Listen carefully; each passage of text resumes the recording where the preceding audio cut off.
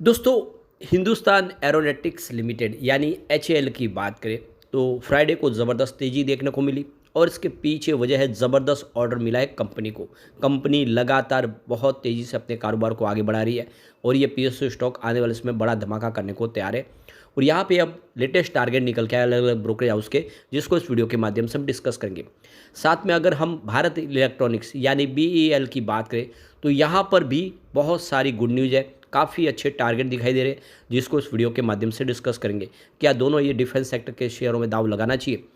दूसरी तरफ अगर हम यहाँ पे एसजेवीएन लिमिटेड की बात करें तो यहाँ पे भी काफ़ी अच्छे टारगेट निकल के आ रहे हैं, काफ़ी अच्छा कंपनी ने रिजल्ट दिया है, जिसको इस वीडियो के माध्यम से हम डिस्कस करने वाले हैं। साथ में एक और कंपनी को डिस्कस करेंगे। ये छोटी सा पैनी स्टॉक है, लेकिन अब कंपनी एक शेयर के ऊपर एक शेयर बोनस देने जा रही है।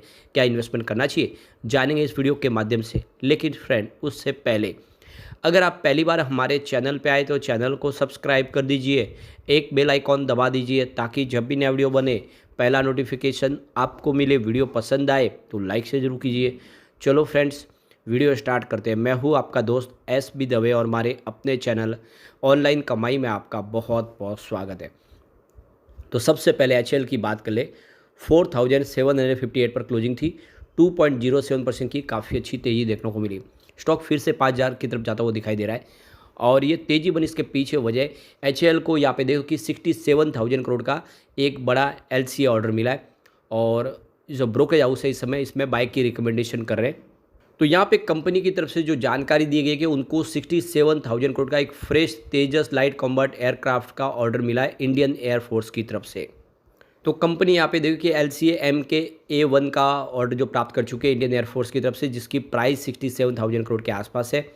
और ये देख लो कि इस साल के अंत तक इस ऑर्डर को कंप्लीट करने की पूरी योजना है कंपनी की। तो ये सेकंड ऑर्डर मिला है कंपनी को, लगातार काफ़ी बेहतर प्रदर्शन हो रहा है। इससे पहले 2021 फरवरी में देखें तो 48,000 करोड़ का कॉन्ट्रैक्ट मिला था, 83 एयरक्राफ्ट का कॉन्ट्रैक्ट इनको मिला था और कंपनी तेज़ी से कारोबार में आगे बढ़ रही है। तो यहाँ पे जेफरी ने इसमें बाय की रिकमेंडेशन की है और इसका जो टारगेट दिया उन्होंने 5,725 शेयर का पर शेयर का टारगेट है। और ब्रोकरेज हाउस का कहना है कि एचएल का जो Q1 है रिवेन्यू 30% की वृद्धि देखने को मिला। एबिटा मार्जिन देखे तो थोड़ा सा यहाँ पे जरूर लोअर है, लेकिन देख सकते हो कि प्रदर्शन काफ़ी बेहतर है और ऐसे में आने वाले समय इसकी प्राइस बढ़ती हुई दिखाई दे सकती है।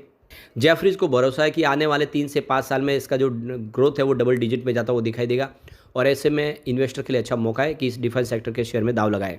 दूसरी तरफ देखें तो ग्लोबल ब्रोकरेज हाउस यूबीएस ने भी यहाँ पे बाय की रिकमेंडेशन किया और उन्होंने इसका 5,700 का टारगेट दिया है। और यूबीएस का कहना है कि Q1 की परफॉर्मेंस है वो काफ़ी ठीक है और यहाँ पे आने वाले समय जिस तरह से कंपनी की ऑर्डर बुक है, करीब 1 लाख करोड़ के ऑर्डर फाइनेंशियल 2025 तक कंपनी को मिल रहा है। वो जो ऑर्डर बुक है वो साबित करी है कि आने वाले समय इसमें एक अच्छी उम्मीद दिखाई दे रही है। CLSA ने यहाँ पे आउट परफॉर्म की रेटिंग दी है और यहाँ पे जो टारगेट प्राइस है उसकी 4,731 के आसपास है। और यहाँ पे CLSA का कहना है कि कंपनी के पास बहुत सारे ऑर्डर पाइपलाइन में।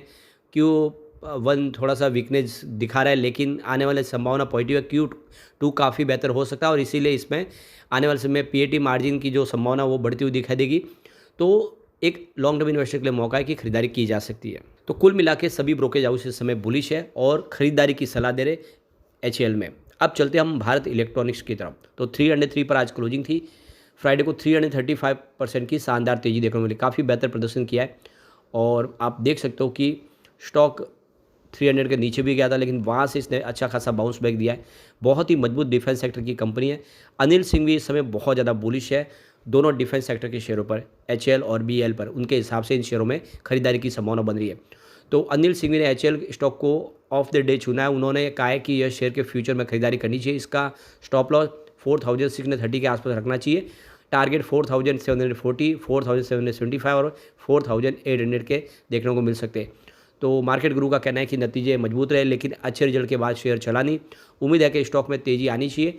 डिफेंस शेयर में रिकवरी के लिए तैयार है। जेफरी ने भी इसका टारगेट बढ़ा दिया है। और बीएल की बात करें तो यहाँ पे भारत इलेक्ट्रॉनिक्स को लेकर अनिल सिंह ने कहा है कि स्टॉक को हम आप स्टॉक ऑफ द डे के लिए चुन रहे। उनका कहना है कि शेयर के फ्यूचर में खरीदारी करनी चाहिए। इसका स्टॉप लॉस 289 रखना चाहिए। टारगेट 304 और 309 के देखने को मिल सकते हैं। तो अनिल सिंह भी इस समय देख सकते हो कि डिफेंस सेक्टर की इन दोनों स्टॉक में बहुत ज़्यादा बुलिश है और खरीदारी की संभावना देख रहे हैं। तो देख सकते हो कि आने वाले समय जिस तरह से सरकार ने इस बार कैपेक्स बढ़ाया, डिफेंस सेक्टर के शेयर ये दोनों कमाल कर सकते हैं। ये खिलाड़ी है बहुत मजबूत फ्यूचर के। अब यहाँ पे इसके अगर हम एनालिस्टों की अलग-अलग राय देखें, तो देख सकते हो कि स्ट्रॉन्ग बाय की रेटिंग देने वाले इस समय जो करंट में अगर आप देखें तो 7 एनालिस्ट है। 1 महीने पहले वो 8 थे, आपको एक कम होता हुआ दिखाई देगा। बाय की रिकमेंडेशन करने वाले यहाँ पे 9 एनालिस्ट है, वैसे 1 महीने पहले 10 थे, यहाँ पर भी आपको एक कम होता हुआ दिखाई देगा। अब होल्ड की रेटिंग देने वाले देखें यहाँ पे, तो आपको 2 दिखाई देंगे जो लगातार बने हुए हैं। तो इस तरह से ये टोटल अगर आप देखें तो आपको 18 एनालिस्ट है इस समय जो आपको खरीदारी की सलाह देते हुए दिखाई देंगे। वैसे 1 महीने पहले ये 20 थे, उसमें 2 कम हुए।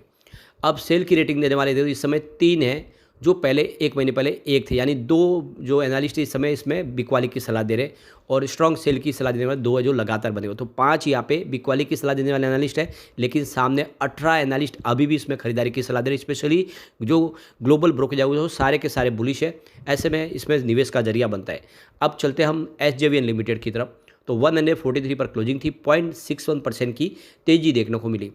अब ये ग्रीन एनर्जी सेक्टर का सरकारी स्टॉक काफ़ी शानदार प्रदर्शन कर चुका है। 28 रुपये से जो दौड़ा वो 145 तक पहुंचा, काफ़ी शानदार प्रदर्शन किया। पिछले 2 साल में मल्टीबैगर साबित हो, क्या इस समय खरीदारी करनी चाहिए। SJVN के मार्केट कैप की बात करें 56,156 करोड़ के आसपास है और आप देख सकते हो पिछले 2 सालों में 400% का शानदार रिटर्न दिया और 3 सालों में 430% का पॉजिटिव रिटर्न दिया है।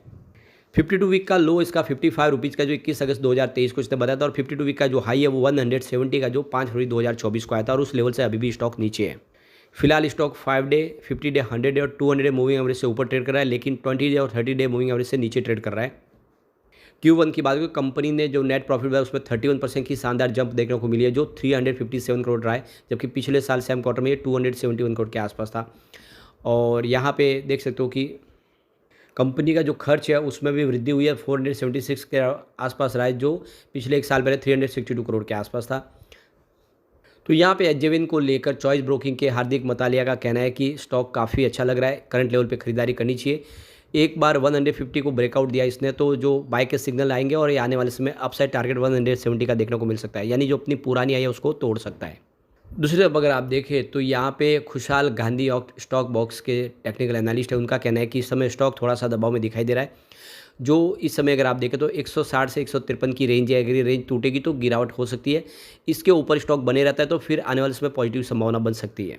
आनंद राठी के जिगर एस पटेल का कहना है कि स्टॉक का जो सपोर्ट है 140 के आसपास है, रजिस्टेंस 148 का है। अगर ये 148 को पार कर जाता तो फिर अपसाइड 155 का टारगेट देखने को मिल सकता है। और यहाँ पे देख सकते हो कि आने वाले समय उसकी रेंज होगी 138 से 155 के आसपास देखने को मिल सकती है। आदित्य अग्रवाल का कहना है कि स्टॉक है जो 158 से 128 की रेंज के अंदर ट्रेड कर रहा है काफ़ी समय से और इस रेंज को ब्रेकआउट देने के बाद इसमें तेज़ी की संभावना बनेगी। अगर ये देख सकते हो कि 132 से 128 के आसपास आप एक फ्रेश लॉन्ग पोजीशन बना सकते हैं। 155 के ऊपर स्टॉक चला गया तो फिर 175 तक जाने की संभावना बनेगी, लेकिन अगर नीचे की तरफ स्टॉक जाना शुरू होता तो फिर 115 के आसपास एक सपोर्ट है, टूटा तो स्टॉक सीधा 97 तक जा सकता है। यानी फिलहाल इस जो दायरा है इससे टूटने की जरूरत है और उसको बाहर ब्रेकआउट देने के बाद ही कोई लेंथ बनेगी इसमें। तो लॉन्ग टर्म इन्वेस्टर के लिए अच्छा मौका है क्योंकि ग्रीन एनर्जी सेक्टर की ये मजबूत कंपनी है, बहुत सारे सोलर प्रोजेक्ट कंपनी इस समय कर रही है, आने वाले समय फ्यूचर ब्राइट दिख रहा है, दाव लगाया जा सकता है। अब चलते हैं उस स्टॉक की तरफ जो हमें बहुत ही शानदार बोनस देना रहा है। तो हम बात करें हैं गारमेंट मंत्र लाइफ स्टाइल लिमिटेड की। 5.90 की क्लोजिंग थी कल, 1.67% की गिरावट देखने को मिली। छोटा सा पेनी स्टॉक है जिसकी प्राइस सिंगल डिजिट में है और अब कंपनी बोनस देने जा रही है, यानी छोटा पेनी स्टॉक भी धमाका करने जा रहा है, एक शेयर के ऊपर एक शेयर बोनस देने जा रही है कंपनी। 23 अगस्त इसकी रिकॉर्ड डेट फिक्स कर दी गई है। तो यहाँ पे देखिए कंपनी की बात करें तो इसका जो ये मैन्युफैक्चर रिटेल और ट्रेडर है टेक्सटाइल सेक्टर की और गारमेंट मंत्र के नाम से बिजनेस करती है, ग्लोबल मार्केट में भी कंपनी का कामकाज है और ये छोटी सी कंपनी मार्केट कैप देखे इसका तो 5943 करोड़ के आसपास है और कंपनी 23 अगस्त को अब एक शेयर के ऊपर शेयर बोनस जारी करने जाती है, इसकी रिकॉर्ड डेट आ चुकी है। उसके पहले अगर आपके डीमेट अकाउंट में शेयर होंगे तभी आपको बोनस का फायदा मिलेगा, इसका आपको खास ध्यान रखना है।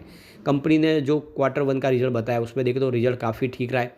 जो कंपनी का नेट सेल्स है वो 25.46 करोड़ के आसपास रहा है, जिसमें 36.62% की शानदार वृद्धि देखने को मिली है। पिछले साल सेम क्वार्टर में ये 18.64 करोड़ के आसपास था, तो बेहतर प्रदर्शन तो किया ही है। और नेट प्रॉफिट में भी ज़बरदस्त जंप है, करीब 67.59% की ज़बरदस्त जंप देखने को मिली है। पिछले साल सेम क्वार्टर में 0.22 करोड़ के आसपास था, जो इस समय बढ़ के 1.24 करोड़ तक पहुंचा है। तो यहाँ पे देख सकते हो कि कंपनी का आप चाहे प्रॉफिट देखें या रिवेन्यू, दोनों ही बड़ा है, तो ये छोटा पेनी स्टॉक धमाका कर सकता है। लेकिन रिस्की है, छोटा पेनी स्टॉक है, निवेश लिमिटेड ही किया जा सकता है ऐसे स्टॉक में। लेकिन फ्रेंड, कोई भी इन्वेस्टमेंट करने से पहले अपने फाइनेंशियल एडवाइजर्स बड़े ले लें या अपना खुद का रिसर्च करें, क्योंकि मैंने वीडियो आपके एजुकेशनल पर्पज़ के लिए ही बनाया। वीडियो पसंद आए तो लाइक से जरूर कीजिए और चैनल को सब्सक्राइब कर दीजिए। Thank you friends.